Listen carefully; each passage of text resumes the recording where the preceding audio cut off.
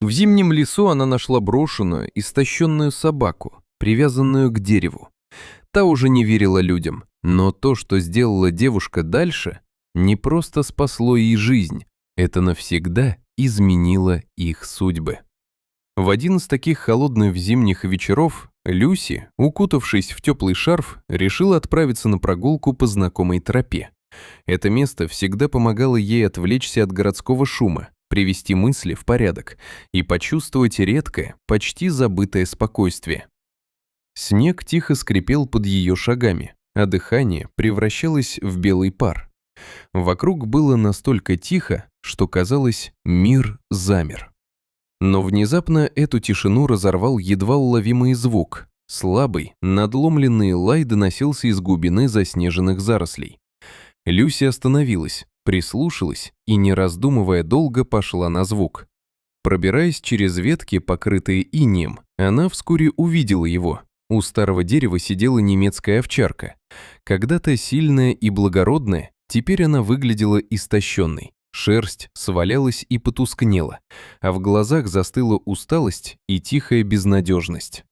К дереву ее удерживала толстая грубая веревка, туго обмотанная вокруг ствола и впившаяся в ошейник. Веревка местами задубела от холода и снега. Вокруг валялись обглоданные кости, перевернутая пластиковая миска, почти занесенная снегом. По шрамам на теле было ясно, пес пережил многое. Люси медленно подошла, стараясь не напугать его. Ее пальцы почти онемели от холода, пока она развязывала тугие узлы. Когда веревка наконец ослабла, она осторожно коснулась головы собаки. Та не зарычала и не отпрянула, она просто смотрела, долго и внимательно, словно пыталась понять, можно ли снова довериться человеку. «Я назову тебя Рейден», – тихо сказала Люси. Дома начался долгий путь восстановления. Люси отмыла его от грязи, кормила теплой пищей, обрабатывала раны и заботилась о больной лапе. Но важнее всего было другое. Она возвращала ему чувство безопасности. С каждым днем Рейден словно оживал. Сначала он перестал вздрагивать от каждого звука. Потом начал осторожно выходить из своего угла, а вскоре уже встречал Люси легким вилянием хвоста. Однажды ночью он даже тихо залаял во сне, как будто впервые за долгое время увидел что-то хорошее. Он остался у нее. Без условий, без прошлого. Просто стал частью ее жизни. Прошел месяц. Их дни наполнились спокойной рутиной. Утренние прогулки по заснеженным дорожкам, игры в парке, теплые вечера с чаем у окна, за которым кружил снег. Люси снова почувствовала себя не одинокой. Рядом с Рейденом ей было спокойно и надежно. Но однажды вечером все изменилось. Возвращаясь домой через лес, по той самой тропе, Люси вдруг услышала за спиной шаги.